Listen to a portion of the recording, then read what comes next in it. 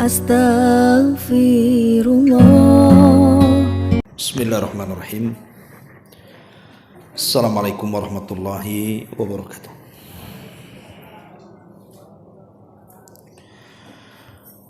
Alhamdulillah wassalatu wassalamu ala Rasulillah wa ala alihi wa sahbihi wa mawalah wa la hawla wa la quwata illa billahi wa ba'du.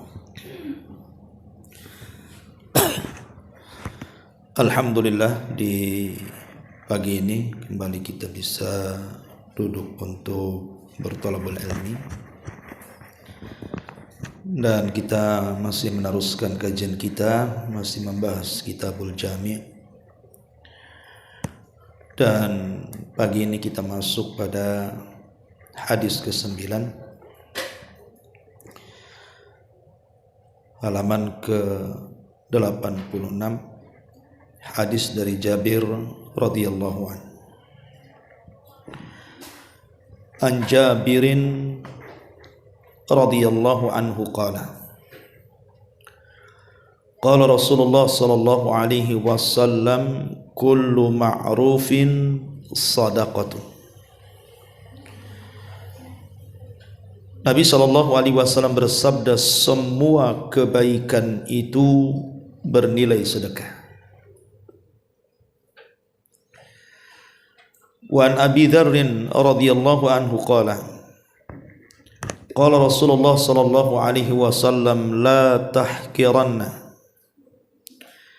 minal ma'rufi syai'an walau an talqa akhaka biwajhin talqin.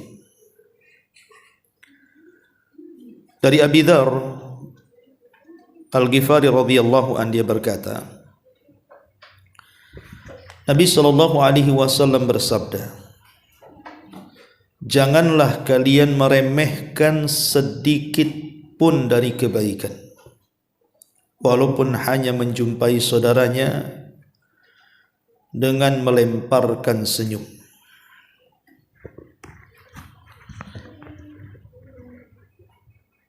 Wa anhu radhiyallahu an, dan juga dari Abi Dzar radhiyallahu an, dia berkata, Nabi bersabda, idza tabakhta marakatan fa'akthir ma'aha wa ta'ahad jiranaka, akhrajahuma Muslimun. Jika engkau memasak makanan yang sifatnya berkuah, maka perbanyaklah airnya, dan perhatikan tetanggamu dengan memberikan sebagian makanan tersebut. Ma'asyiral muslimat yang dimuliakan Allah Subhanahu wa taala, tiga hadis ini adalah hadis yang sangat agung sekali, di mana dalam syariat Islam ini penuh dengan kebaikan. Dan siapapun yang berbuat baik, Nabi sallallahu alaihi wasallam mengatakan kullu ma'rufin sadaqah. Setiap kebaikan itu bernilai sedekah. Tapi sebaliknya, seseorang yang meninggalkan kebaikan kemudian terjerumus kepada keburukan, maka akan mendatangkan dosa dan kesengsaraan bagi hidupnya. Di sini Nabi sallallahu alaihi wasallam ingin menjelaskan kepada kita bahwa sedekah itu tidak mesti dengan uang. Sedekah itu tidak mesti dengan uang. Karena di zaman Nabi sallallahu alaihi wasallam banyak orang-orang miskin itu yang cemburu dengan orang-orang kaya, sehingga kemudian mereka mendatangi Nabi sallallahu alaihi wasallam dan mengatakan, ya Rasulullah, dhahaba ahlud duthur bil ujur. Rasul, enak sekali orang-orang kaya itu, mereka bisa membawa pahala dengan kekayaan yang mereka miliki. Lah sementara kami orang-orang fakir, kami tidak bisa berbuat seperti yang mereka buat. Mereka salat sama dengan kami salat, mereka puasa sama dengan kami puasa, tetapi mereka bersedekah dan kami tidak sanggup untuk bersedekah. Maka Nabi SAW kemudian menasihati para sahabat yang Allah Subhanahu wa ta'ala takdirkan kehidupan mereka tidak seperti orang kaya. Maka kemudian Nabi SAW menghibur hati mereka dengan mengatakan, bukankah setiap tasbih, maksudnya setiap ucapan subhanallah, kalau kalian ucapkan itu adalah sedekah? Bukankah setiap takbir, ucapan Allahu Akbar yang kalian ucapkan itu juga sedekah? Bukankah setiap tahmid, ucapan alhamdulillah yang kalian ucapkan itu sedekah? Bahkan setiap tahlil, ucapan la ilaha illallah yang kalian ucapkan juga sedekah. Termasuk juga memerintahkan al-ma'ruf, kebaikan. Itu adalah sedekah, kata Rasul. Dan mencegah dari kemungkaran juga adalah sedekah. Termasuk seorang suami yang melakukan hubungan dengan istrinya adalah sedekah. Sampai Nabi SAW kemudian bertanya, Rasul, ayati ahaduna syahwatahu wa yakunu lahu fiha ajrun? Apakah apabila salah seorang kami kemudian melampiaskan syahwatnya kepada yang halal yang kami miliki dari istri-istri kami, terdapat pahala juga? Maka Nabi SAW mengatakan, ya, ara'aitum law wada'aha fi haramin akana alihi fiha wijrun. Ya, karena kalau engkau letakkan syahwatmu pada wanita yang bukan halal kau gauli, bukankah di dalamnya terdapat dosa? Fakadzalika idza wada'aha fil halal kana lahu ajrun, kata Rasul. Begitu juga kalau engkau letakkan di tempatnya yang halal, maka begitu juga engkau akan dapat pahala. Lihat bagaimana Nabi SAW menghibur orang-orang yang mereka tidak memiliki harta tapi ingin bersedekah. Maka Nabi SAW memberikan solusi, bersedekahlah dengan cara seperti itu, dengan cara memperbanyak zikir, tasbih, takbir, tahmid, tahlil, mengajak manusia kepada kebaikan, mencegah dari kemungkaran, termasuk juga melakukan hubungan suami istri. Itu sedekah, karena ini bisa dilakukan siapa saja, baik dia orang yang kaya ataupun yang miskin. Bahkan dalam sebuah hadis yang dikeluarkan Imam Muslim, Nabi SAW mengatakan, kullu sulami atau kullu sulama minan nasi alaihi sadaqah. Setiap anggota tubuh manusia itu memiliki keharusan untuk mengeluarkan sedekahnya. Kulla yaumin tatlu afihi syamsu, pada setiap hari, yaitu pada setiap hari ketika matahari terbit, seseorang itu harus mengeluarkan sedekahnya. Kemudian kata Nabi SAW, ta'dilu bainal itsnaini sadaqatun. Ibu mendamaikan dua orang yang berselisih itu sedekah. Kalau ada orang yang berselisih, ibu tengahi itu sampai akhirnya yang berselisih berdamai, berarti ibu sudah bersedekah. Wa tu'inur rajul fi dabbatihi fatahmiluhu 'alaiha aw tarfa'u lahu 'alaiha mata'ahu shadaqatun. Ataupun menolong orang yang naik kendaraan, pemanya ada tetangga kita sudah sepuh, susah naik sepeda motor waktu digonceng gitu kan, Bu. Ibu nampak, ibu tolong. Ya. Termasuk juga menurunkan sesuatu atau mengangkat sesuatu. Nampaklah tetangga ini mau pindahan, bantu, Bu, karena ini bagian sedekah, dibantu diangkat. Jangan pula kemudian Ibu diam saja, malah senang. Bagus pindah dia katanya. Bukan begitu. Ya. Jadi kita bantu juga gitu supaya bernilai sedekah. Kemudian juga kata Nabi SAW, wal kalimatu thayyibatu sadaqah. Termasuk ucapan yang santun. Ibu milih-milih bahasa, milih-milih diksi, milih-milih kata lah. Kalau ngomong itu ndak asal ngomong, dipilih ini mufrodatnya ini yang cocok nih. Kan setiap daerah itu pastilah punya bahasa-bahasa yang halus, bahasa-bahasa yang sangat halus. Lah ketika ibu memilih kata itu, kemudian ibu menganggap kata itu yang paling halus yang diucapkan, itu bagian daripada sedekah. Tidak harus dengan uang kan gitu. Ucapan yang santun, ucapan yang baik juga adalah sedekah.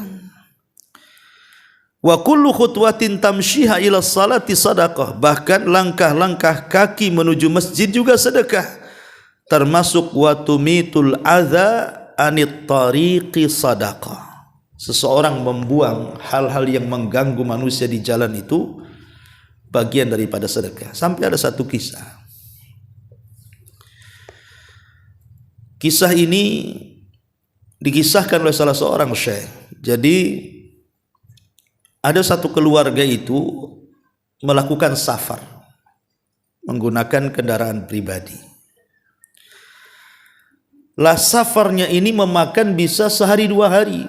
Karena terkadang lewat jalan yang baik, aspal, terkadang padang pasir gitu kan. Sehingga terkadang istirahat, terkadang melanjutkan perjalanan. Jadi tengah jalan mungkin nampaknya ada mobil yang bawa kaca, kemudian kacanya tumpah di jalan sehingga berserak kemana-mana tuh kaca tuh. Sebenarnya kalau dia mau lanjut saja tidak ada masalah dengan dia kan, kalau mobil nabrak kaca kan nggak akan masalah gitu ya, karena kacanya juga sudah berserak di pinggir jalan. Tetapi dia ingin mengamalkan sabda Nabi SAW bahwa serendah-rendahnya iman itu adalah imatatul adza anit thariq. Seseorang menghilangkan gangguan-gangguan yang kira-kira mengganggu manusia di jalan. Jadi berhentilah dia dengan keluarganya itu. Kemudian dibersihkan, karena kacanya banyak itu, sampai betul-betul jalan itu kemudian bersih dari kaca-kaca itu. Sehingga kalau orang lewat tidak pakai sandal pun insya Allah tidak akan tersakiti. Dan itu menghambat perjalanannya karena hampir 1 hari itu membersihkan kaca itu dan membuangnya. Dari kaca yang pecahannya besar sampai yang pecahannya kecil. Padahal sebenarnya dia terburu-buru. Tapi karena ingin melaksanakan sabda Nabi SAW, membuang hal-hal yang membahayakan manusia di jalan, dia coba amalkan hadis itu. Kemudian selesai membersihkan jalan dan semua orang yang lalu lalang pun tidak akan tersakiti, dia melanjutkan perjalanannya. Setelah kemudian kelelahan, sudah berjam-jam berjalan, akhirnya kemudian istirahat makanlah. Satu keluarga turun dari kendaraannya, kemudian makan gitu kan. Kemudian hendak melanjutkan perjalanannya. Disitulah kesulitan datang. Di mana kunci kendaraannya itu hilang, lupa letak tah di mana. Dan itu sudah kondisinya masuk ke areal padang pasir. Coba bayangkan kunci kalau jatuh ke padang pasir, tentu akan terkubur tuh. Hampir kemudian putus asa, satu keluarga ini mencari ke sana kemari, tidak ketemu tuh kunci itu. Dan mereka berada di tengah padang pasir. Bisa saja kemudian kalau tidak ada orang lewat, tidak akan terong, mati pula mereka kehausan kalau habis bekalnya. Akhirnya kemudian hampir putus asa, satu keluarga sudah pada nangis gitu kan, karena mereka takut, mereka tidak bisa melanjutkan perjalanan. Apalagi malam mau sebentar lagi datang gitu, takut ada penjahat dan begitu seterusnya. Subhanallah, datang keajaiban di sini. Rupanya anak yang kecil yang masih usia 5 tahun, Tidak ngerti apa-apa gitu kan. Ikut nyari juga dia ngorek-ngorek gitu. Ketemu pula. Ya. Dari situ kemudian yang punya mobil itu terfikir bagaimana Allah Subhanahu wa taala mengganti kebaikan tersebut dari kesusahan yang dihadapinya. Coba bayangkan kalau seandainya kunci itu tidak ketemu, bagaimana kondisi mereka di tengah padang pasir itu. Tapi Allah Subhanahu wa taala ganti bahwa sana'iul ma'ruf taki masari asu, bahwa berbuat baik itu bisa menghindarkan hal-hal yang buruk yang akan menimpa dia. Lihat bagaimana keajaiban orang yang berbuat baik, walaupun hanya sekedar imatatul adza anit tariq gitu ya, walaupun hanya sekedar membuang hal-hal yang ada di jalan. Makanya dulu ada seorang ulama namanya Rabi ibn Khaytham. Itu kalau lewat di jalan kemudian ada paku, ada beling diambil kemudian disisihkan ke pinggir, dia selalu mengatakan, ya Rabb, kalau memang dibalik saya membuang hal-hal yang mengganggu manusia di jalan ini ada pahalanya, aku kirimkan pahalaku kepada orang tuaku yang sudah meninggal. Begitu. Ya, jadi mengirim pahala kepada orang tua tidak mesti harus sedekah uang. Datang ke masjid nih Ustaz, saya sumbang 1 tiang. Tolong doakan juga pahalanya sampai kepada orang tua kita. Ya, kalau ada yang mampu lebih baik seperti itu.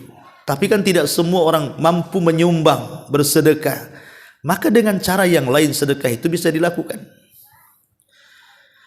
Ma'asyiral muslimat yang dimuliakan Allah Subhanahu wa taala. Kemudian juga disebutkan di dalam hadis yang dikeluarkan Imam Ahmad dalam musnadnya. Nabi SAW mengatakan, la tahqiranna minal ma'rufi syai'an walau an tu'tiya silatal habli au an tu'tiya syith'an na'li walau an tanzi'a min dalwika fi ina'il mustasqi walau an tunjiya syai' minat tariqin nasi yu'dhihim walau an talqa akhaka wajhuka ilaihi muntalikun walau an talqa akhaka futusallimu alaihi walau an tu'annisal wahshan fil ardi wa in syabbaka rajulun bi syai'in ya'lamuhu fika wa anta ta'lamu fihi nahwahu fala tashubbuhu fayakunu ajruhu laka wa wizruhu alaihi wa masarra udhunaka an tasma'ahu fa'mal bihi wa masa'a udhunaka an tasma'ahu fajtanibhu. Apa kata Rasul? Janganlah menyepelekan perkara-perkara kebaikan walaupun itu kecil, walaupun hanya dengan memberikan tali. Pamannya tetangga perlu ikat-ikat, tak punya rapia, ibu punya, kasih. Ya. Walaupun hanya memberikan tali sandal. Pamannya tetangga sandalnya putus, gitu ya. Ibu punya 2 sandal, kasih. Ya bisa dikasih betulan atau dikasih pinjam kan sama-sama sedekah juga. Tapi jangan kasih syarat, jangan lama-lama ya, nanti rusak. Ya. Walaupun menyingkirkan sesuatu dari jalan yang dapat mengganggu manusia, walaupun jika engkau bertemu saudaramu lalu kamu memberikan wajah yang berseri atau senyum, ataupun engkau berjumpa dengan saudaramu dengan mengucapkan salam, maka itu semua adalah sedekah. Walaupun hanya lemah lembut terhadap binatang liar yang di bumi juga sedekah. Bahkan jika ada seseorang yang mencelamu karena dia tahu keburukanmu dan kamu juga tahu keburukannya, maka janganlah kamu mencelanya. Ingat Bu, kalau ibu memegang rahasia tetangga, kemudian tetangga juga memegang rahasia ibu, tiba-tiba tetangga ini mencemarkan nama baik ibu, kalau ibu bisa tahan, gak usah dibalas. Jangan kemudian, emang dia aja yang tahu rahasiaku, katanya. Aku pun tahu dalaman dia kok, katanya. Nanti ku sebarkan. Artinya kalau ibu bertahan, ada apa-apalah. Walaupun saya sudah tahu rahasia dia, saya tetap diam, saya tetap sabar. Itu sedekah. Ya. Kata Nabi SAW, maka jangan ikut mencelanya. Maka pahalanya akan menjadi milikmu dan dosanya dilimpahkan kepada dirinya.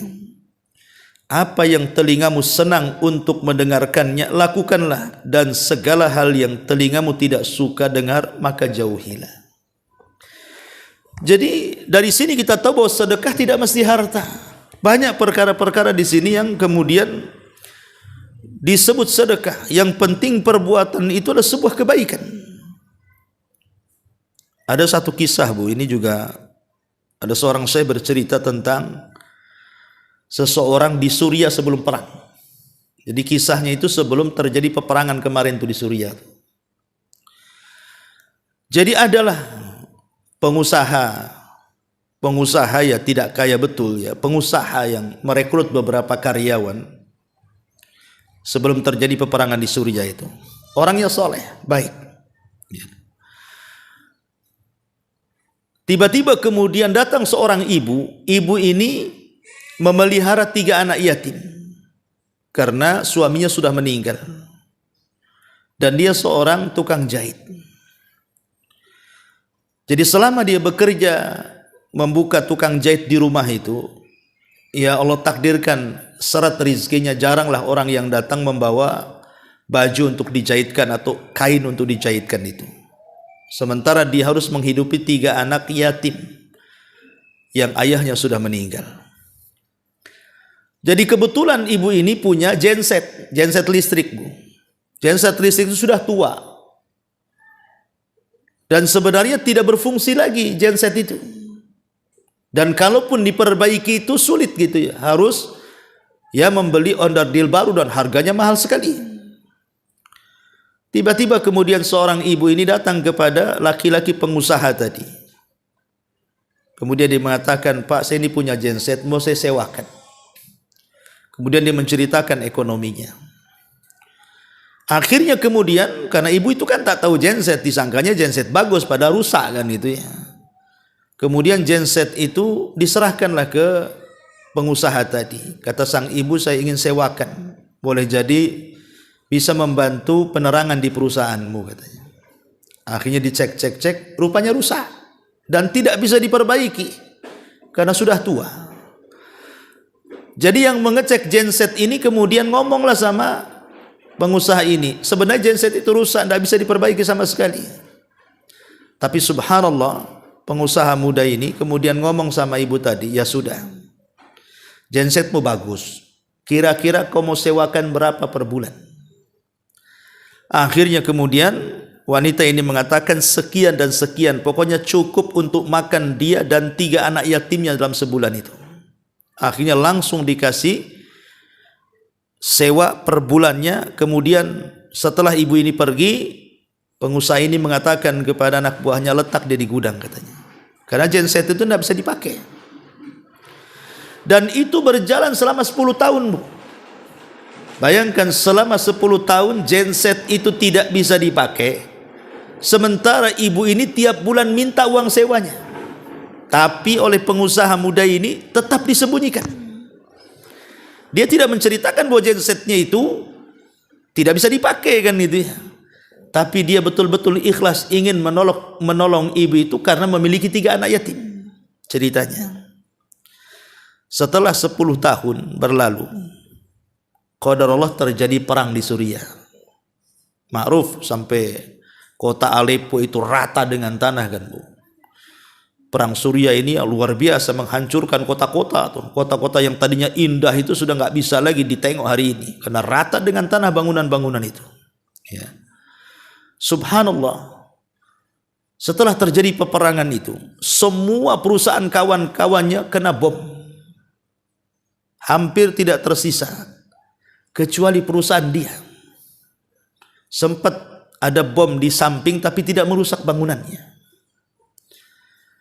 Cuman kemudian setelah dia ingat dengan ibu itu, kenapa dia tidak datang setelah peperangan untuk mengambil sewanya itu.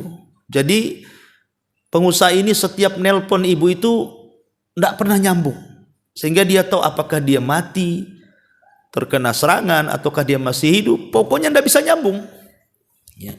Sampai dia berusaha untuk kemudian mencari-cari kondisi ibu itu, tapi tidak ketemu. Apalagi kondisi kemudian di lingkungannya itu sudah rata dengan bom. Tapi kemudian Allah Subhanahu wa taala ilhamkan dengan mimpi baik kemudian pengusaha ini. Di mana mimpinya dia berjumpa dengan seseorang yang menghabarkan tentang kondisi perusahaannya. Karena engkau sudah menolong wanita itu, maka Allah akan berkahi perusahaanmu, katanya. Subhanallah. Setelah kemudian peperangan usai, semua perusahaan yang lain kolab, dia pun kemudian masih tetap berjalan, bahkan bisa mengembangkan sampai ke Eropa. Kemudian dia bercerita, baru dia terpikir, bayangkan 10 tahun membantu seorang ibu dan 3 anak yatim, memberikan uang percuma atas nama sewa genset yang rusak, tapi dia lakukan karena Allah Subhanahu wa taala. Akhirnya nikmatnya Allah Subhanahu wa taala tambah lagi. Di saat kondisi perang yang sulit kondisinya, tapi Allah tetap jaga nikmatnya. Lihat bagaimana sana'iul ma'ruf taqi masari as-su, bahwa perbuatan baik itu bisa menghilangkan keburukan-keburukan yang akan menimpanya. Dari sini kita tahu bahwa ada rahasia yang kita tidak tahu. Sekecil apapun kebaikan itu ada rahasianya, Bu. Makanya kenapa Rasul mengatakan di sini, la tahqiranna minal ma'rufi syai'a. Jangan remehkan sekecil apapun kebaikan. Walaupun hanya melemparkan senyum kepada saudaranya. Karena di balik ma'ruf kebaikan itu ada rahasia ilahi yang kita tidak tahu. Walaupun hanya kecil gitu ya kebaikan itu, pasti ada rahasianya. Makanya kenapa Allah Subhanahu wa taala berfirman dalam surah Al-Muzammil ayat 20 itu, wa ma tuqaddimu li anfusikum min khairin tajiduhu indallah.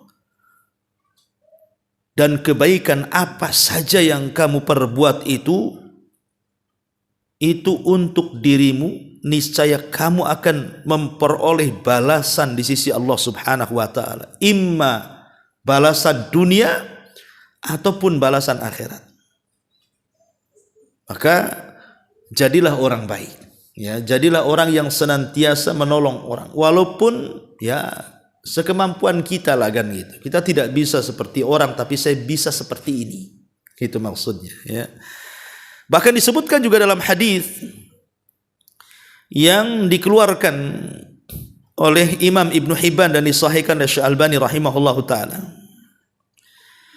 Hadis ini dari Sulaim ibn Jabir al-Juhani radhiyallahu an. Beliau mengatakan, ya Rasulullah, ausini, Rasul, bisa enggak kewasiatkan kepadaku? Maka Nabi SAW mengatakan, alaika bittiqaillah, engkau harus bertakwa kepada Allah. Wala tahqiranna minal ma'rufi syai'a, dan jangan kau remehkan sekecil apapun kebaikan. Walau antufriga min dalwika fi ina'il mustasqi wa tukallim akhaka wa wajhuka ilaihi munbasit. Kata Rasul, bertakwalah kau kepada Allah. Jangan meremehkan sekecil apapun kebaikan, sekalipun hanya dengan menuangkan ember airmu ke bejana orang yang membutuhkan air, kemudian berbicara dengan saudaramu dengan wajah yang manis. Lihat bagaimana Nabi SAW sampai mencontohkan, walaupun hanya menuangkan air, ya, itu termasuk juga sedekah. Termasuk juga hadis Abi Dzar Al-Ghifari radhiyallahu anhu, dia pernah mengatakan, Rasul, amal yang paling afdal itu apa? Kata Rasul, ya, al-imanu billah wal jihadu fi sabili. Amal yang paling baik yang kau beriman kepada Allah, kemudian berjihad di jalan Allah. Qala, kemudian dia mengatakan, ayyu riqab afdal?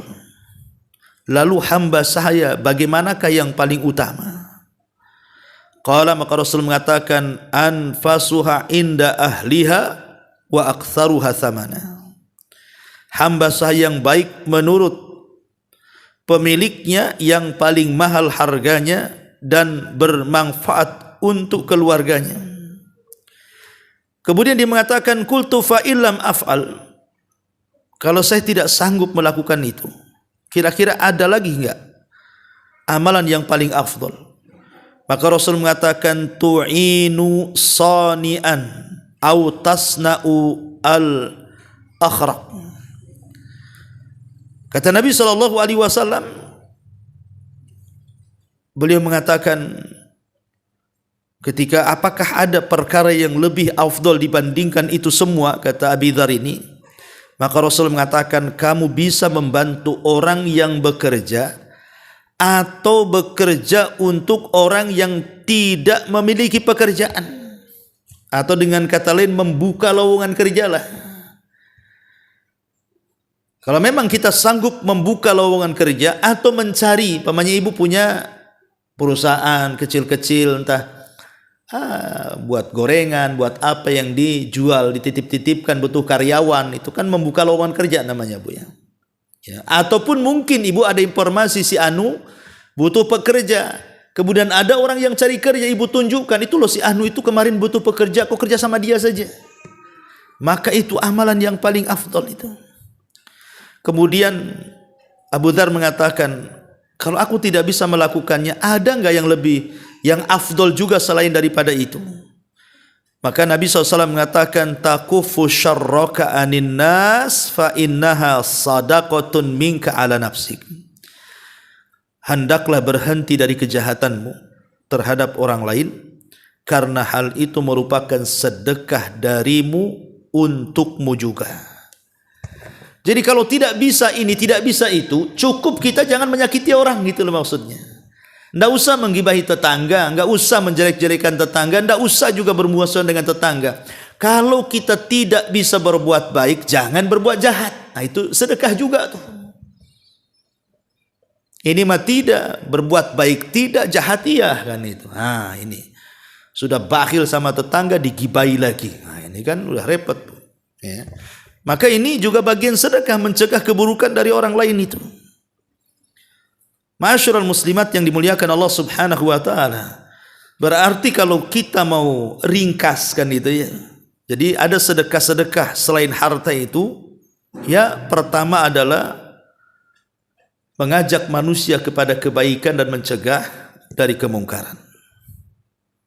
Ajak manusia kepada kebaikan, cegah dari kemungkaran. Yang kedua, berusaha untuk mengajarkan manusia apa yang bermanfaat untuk mereka. Apa yang kira-kira bermanfaat untuk manusia, ibu ajarkan. Oh, tetangga tak bisa masak, ibu ajarkan masak. Tetangga tak bisa naik motor, ibu ajarkan motor. Tetangga tidak tahu caranya umpamanya melakukan sesuatu, ibu ajarkan. Ya, jangan pula gibah, ibu ajarkan. Sini. Kamu nggak pernah gibah kan? Jadi maksudnya adalah hal-hal yang bermanfaat untuk manusia, dunia mereka dan akhirat mereka kan itu. Termasuk yang ketiga, membacakan Quran kepada manusia dan mempelajarkan Quran kepada manusia. Termasuk juga yang keempat, imatatul adza anit thariq. Buang hal-hal yang mengganggu orang di jalan itu, buang. Ya. Itu juga bagian daripada sedekah, termasuk doa dan zikir tadi.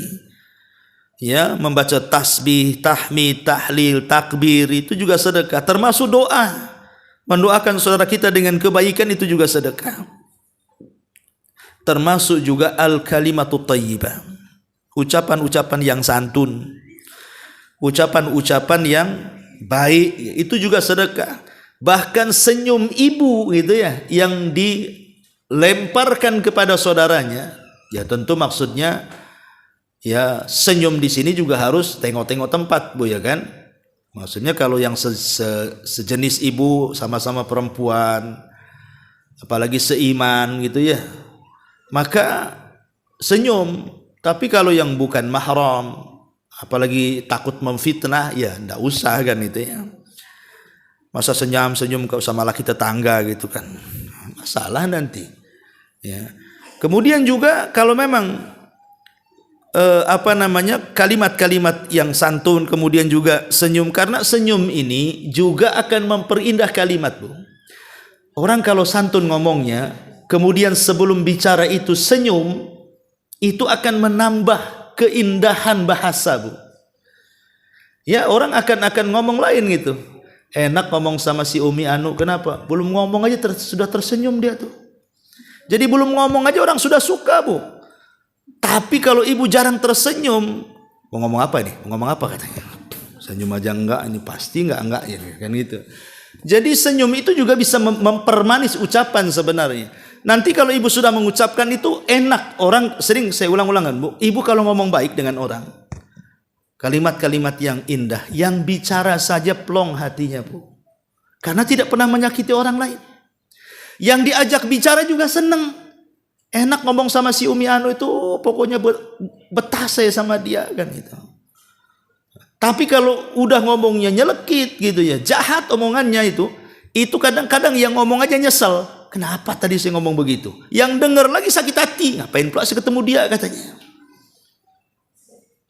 Tapi barangmu apa ada di dia, ambillah. Anda mau saya katanya. Biarkan sudah, sedekah saya sama orang yang kayak gitu.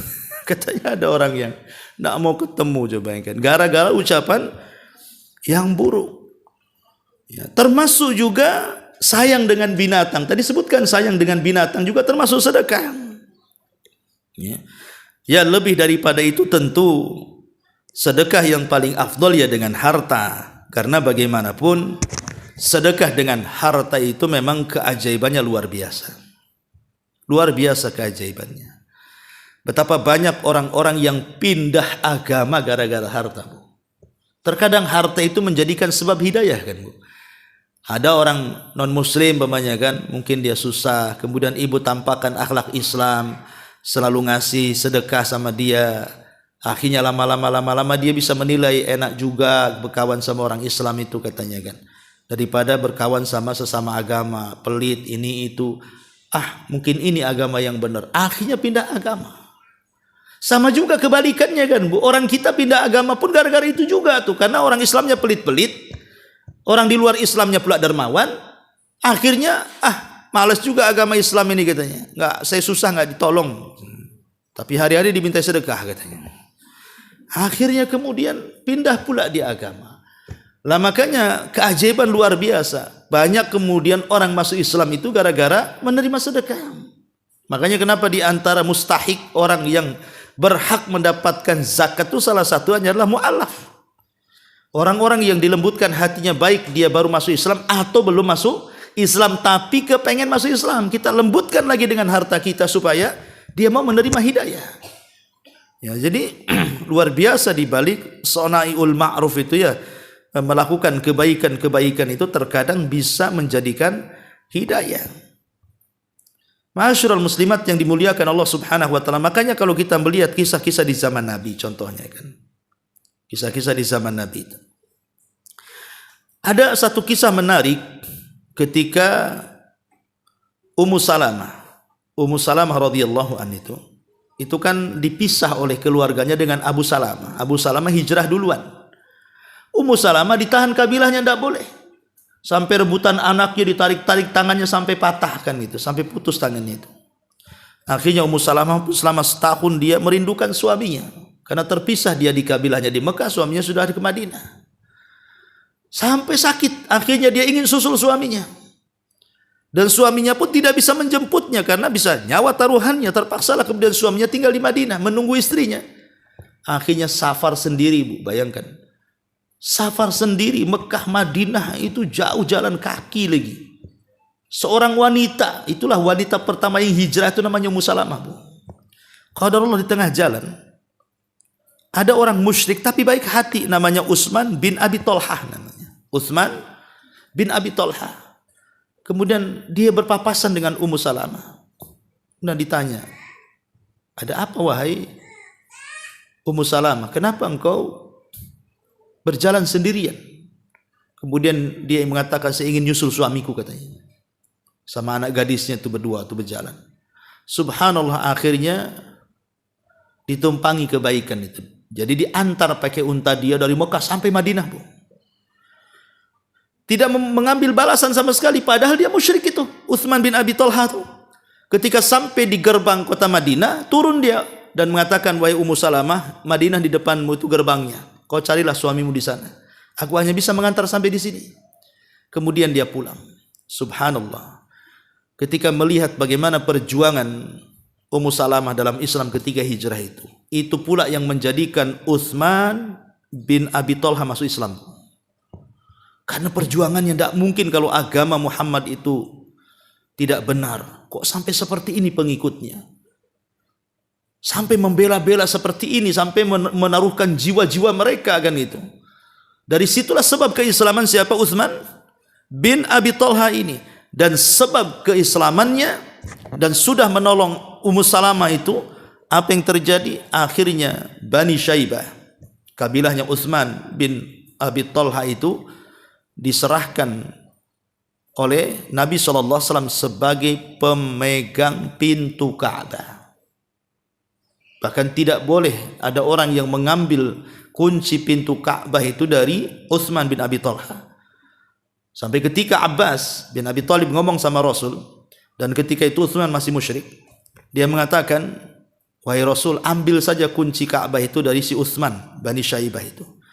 Kata Rasul, tidak. Karena ketika itu kan sedang Fatu Mekah, Mekah sudah terkepung. Kemudian Utsman pun masuk Islam. Maka tetap penjaga pintu Ka'bah itu dari dulu sampai sekarang ya oleh Bani Syaibah tuh. Bagaimana al-jaza min jinsil amal, gitu ya. Balasan itu disesuaikan dengan amal, karena dia sudah menolong Ummu Salamah dengan kebaikannya. Akhirnya Allah berikan kedudukan yang tinggi di tengah-tengah Islam dan di mata Nabi SAW. Makanya jangan pernah meremehkan sekecil apapun kebaikan. Pasti ada kebaikan yang kita tidak tahu, itu rahasia Allah Subhanahu wa taala kepada kita. Inilah makna hadis kullu ma'rufin sadaqah, setiap kebaikan adalah sedekah. Kemudian hadis ke-10-nya dicontohkan, walaupun hanya melemparkan senyum. Kemudian hadis ke-11-nya dicontohkan, walaupun hanya memberikan lauk yang tidak seberapa lah ke tetangga. Pamannya ibu masak sop gitu ya. Kata Rasul apa? Perbanyak kuahnya. Kuahnya 1 dandang, ayamnya 1 potong. Ya. Kan sayur itu kan ada yang rasa ayam, ada yang betul-betul sop ayam kan Bu. Kalau rasa ayam ya rasanya saja, ayamnya nggak ada kan Bu. Kalau sop ayam memang banyak ayamnya. Yang ibu buat ini kan sop rasa ayam Bu, karena 1 potong ayamnya. Tapi kan ini kinayah, bukan harus seperti itu. Ya bukan harus diamalkan hadis ini Bu, kan gitu. Nanti tetangga tersinggung pula, kok kuahnya aja nggak ada ayamnya katanya. Kata ibu tuh, tangkap ayamnya di depan katanya. Bukan itu maksudnya. Kalaupun masak ibu itu tidak seberapa, mungkin hari ini tetangga sebelah, besoknya sebelah lagi, besoknya sebelah lagi, sampailah ke Tiban sana Bu. Jadi maksudnya itu bagi-bagi gitu ya. Walaupun ya kadang-kadang Bu, yang dikasih itu tidak seberapa sih sebenarnya. Tapi kalau rutin ngasihnya itu, nanti ibu kalau seandainya pindah rumah, kalau kata qadarullah lah ibu meninggal gitu kan, itu kebaikan ibu tuh akan dikenang tuh. Apalagi kalau umpamanya memang ibu sewa di situ, tiba-tiba kemudian ibu pergi, yang nyewa pula orangnya bakhil gitu. Mungkin diumpat tuh. Itu rumah itu dulunya orang baik, sekarang orang bakhil, naudzubillah. Bisa saja Bu, kebaikan ibu dikenang orang. Nah makanya di sini contohkan dari hadis yang ke-11-nya, kata Nabi SAW, idza tabakhta marakatan faqthir ma'aha wa ta'ahad jiranaka. Kalau engkau memasak masakan banyak kuahnya, bagikan tetanggamu. Wallahu a'lam bishawab. Ini keterangan singkat dari 3 hadis ini. Taib, sebelum saya tutup silakan kalau ada yang mau bertanya.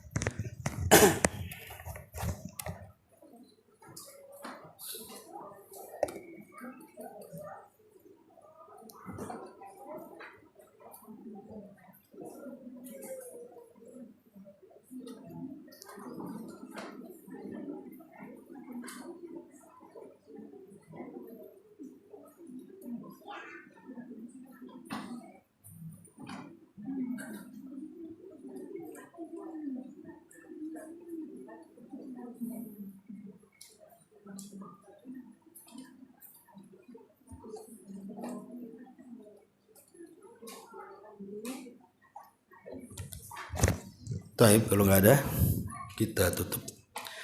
Mudah-mudahan ada manfaatnya. Subhanakallahumma bihamdika asyhadu an la ilaha illa anta astaghfiruka wa atubu ilaik.